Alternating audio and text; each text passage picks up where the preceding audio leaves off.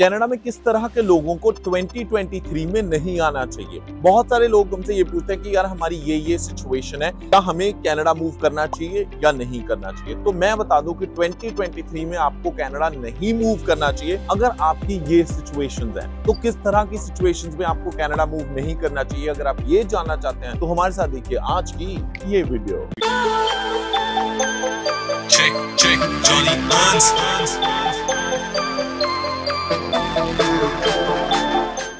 जी हाँ दोस्तों, मैं हूं जॉनी हंस और लेके हाजिर हूं आज की खास वीडियो। इस YouTube चैनल पे हम बनाते हैं व्लॉग्स, वीडियोस और उसके साथ साथ हमारी टीम है CICC certified for immigration consulting.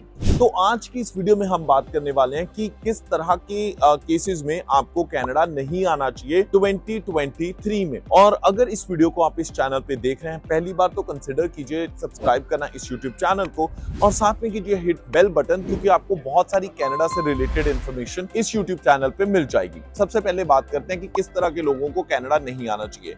अगर आप कनाडा आने की सोच रहे हो तो एक बात याद रखिए, हसल इज गिवन। हसल तो होगा ही होगा, क्योंकि आप बिल्कुल एक नई कंट्री में जा रहे हो। अगर आप हसल नहीं करना चाहते, अननेसेसरी काम नहीं करना चाहते, तो आपके लिए कनाडा एक अच्छा ऑप्शन नहीं है। क्योंकि चाहे आप कितने भी अमीर हो, चाहे आप एज अ बिजनेसमैन कनाडा आ रहे हो, चाहे आप एज अ स्टूडेंट आ रहे हो, चाहे आप वर्क परमिट पे आ रहे हो, क्योंकि यहाँ पे आपका ऑलरेडी एग्जिस्टिंग सपोर्ट सिस्टम नहीं होता। आपको अपना सपोर्ट सिस्टम बिल्ड करना पड़ता है, आपको अपने ऊपर काम करना पड़ता है। So that is the reason why अगर आप चाहते हो कि हसल ना हो, जिंदगी में कोई टेंशन ना हो, फिर कनाडा आपके लिए अच्छा ऑप्शन नहीं है। क्योंकि हर तरह के वीजे पे जब आप कनाडा आते हो, चाहे student, work, business, family, anywhere, you have to start your story again. तो ये चीज पक्की है।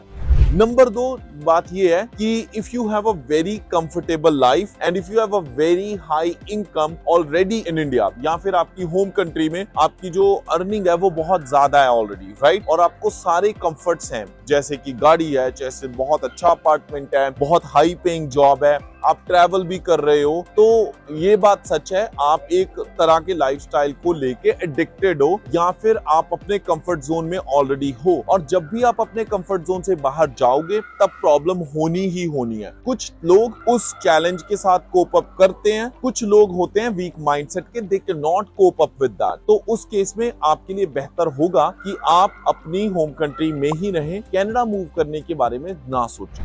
अब तीसरे उस तरह के लोगों को कनाडा नहीं आना चाहिए जो कभी अकेले ना रह सके या उनको अकेले रहने में कोई दिक्कत आती है। ये बात सच है कि कनाडा में जितने भी तरीकों से आप कनाडा आते हो, 70% जो प्रोग्राम्स है, वहां पे पहले आप खुद मूव करते हो ऑन योर ओन, फिर इवेंचुअली आपका स्पाउस, आपकी फैमिली या जो भी आपका सिस्टम है आते हैं। अगर स्टूडेंट पे आते हो तो आप पहले अकेले आओगे, वर्कर आते हो तब भी अकेले आओगे। तो अगर आपको अकेले रहने में डर लगता है, अगर आप कोप अप नहीं कर सकते लोनलीनेस के साथ, या फिर आप दूसरों के साथ मिलके रहने में आपको दिक्कत आती है, you can not live with other people, तब आपके लिए एक बड़ा चैलेंज हो सकता है अगर आप कनाडा मूव कर सकते हो। हाँ, पर कुछ ऐसे प्रोग्राम्स होते हैं जिनमें आप एज अ वर्कर भी आते हो, तो बट आपके साथ साथ में फैमिली आपके साथ मूव कर सकती है, या आप डायरेक्टली एज अ वर्कर आओगे बट उसके साथ साथ आपकी PR की जो फाइल है वो भी सेम टाइम पे डल सकती है, जिसके थ्रू आप पूरी फैमिली के साथ यहाँ पे आ सकते हो। ऐसे प्रोग्राम्स भी अवेलेबल होते हैं। अगर आप पता करना चाहते हो कि वो किस तरह आप कर सकते हैं तो आप हमें ईमेल कर सकते हैं apply@studybuddycanada.com, apply@studybuddycanada.com। तो मैं ये कहने वाला था कि बहुत सारे केसेस में जब आप कनाडा मूव होते हो तो बिगनिंग में आपको अकेले रहना पड़ता है, दूसरों के साथ you might have to live in sharing, और हर बंदा इस चीज के साथ कोप अप नहीं कर सकता। अगर आपको लगता है कि आप दूसरों के साथ नहीं रह सकते या you have some kind of issue in staying alone, तो आपको कनाडा नहीं मूव करना चाहिए। उस केसेस में आपके लिए प्रॉब्लम्स बढ़ सकती हैं अगर आप कनाडा अकेले मूव करते हो।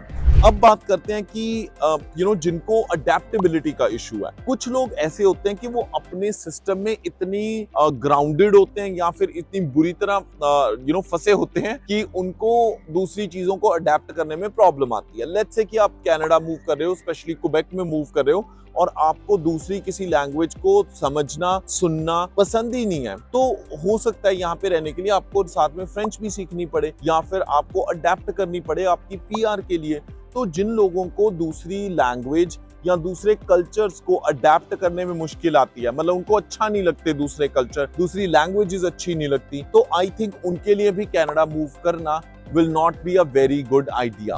It's always good कि आप अपनी होम कंट्री में ही रहो, चाहे आप दुबई में हो, चाहे आप इंडिया में हो, चाहे पाकिस्तान में हो। तो उन लोगों के लिए कनाडा में सरवाइव करना या फिर एक्सेल करना काफी मुश्किल होता है। तो ये कुछ चीजें हैं जो आपको ध्यान में रखनी चाहिए। अगर आपको लगता है कि इनमें से कोई भी चीज आपके साथ मैच नहीं करती, तो फिर आपको कनाडा मूव कर लेना चाहिए। बट एक लास्ट पॉइंट मैं और डिस्कस करना चाहूंगा इसी वीडियो में, वो लोग जिनको हर चीज में फॉल्ट फाइंड आउट करने की आदत है। जैसे अपनी कंट्री को प्यार करना अच्छी बात है, बट अगर आप कनाडा, यूएस और ऑस्ट्रेलिया जहां पे भी मूव कर रहे हो, then you need to have an open heart कि आप दूसरे के कल्चर को, दूसरी उस कंट्री को अप्रिशिएट भी करो। प्रॉब्लम्स हर कंट्री में है, कनाडा में भी प्रॉब्लम्स हैं। अगर आप ये सोच के किसी रोजी पिक्चर के लिए मूव कर रहे हो कि यहाँ पे कोई दिक्कत नहीं होगी, तो ये आप अपने आप को बेवकूफ बनाने वाली बात है, क्योंकि यहाँ पे भी प्रॉब्लम्स हैं, चैलेंजेस हैं, जैसे हर कंट्री में होती हैं।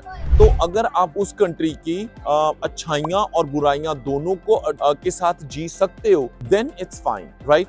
तो फिर आपको मूव करने में, फिर आपको सक्सीड होने में कोई दिक्कत नहीं आएगी। I don't think so anything can stop you. Best बात यह है कि कनाडा और US, they are free economies. You can become anything, you can do anything that you want to do, provided that कि आप रेडी हो।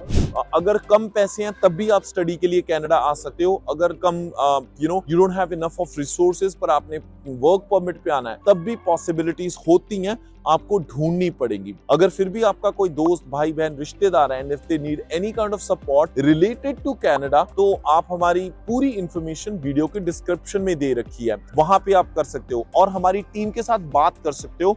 हमारी team इस वक्त सपोर्ट सर्विसेज दे रही है मॉन्ट्रियल से, नॉर्थ बे से और इंडिया के होशियारपुर ऑफिस से। पूरी इंफॉर्मेशन वीडियो के डिस्क्रिप्शन में है। और कौन से टॉपिक्स हैं जहां पे आप चाहते हो कि जिनके ऊपर हम वीडियोस बनाएं, तो कमेंट सेक्शन में हमें बता दीजिएगा।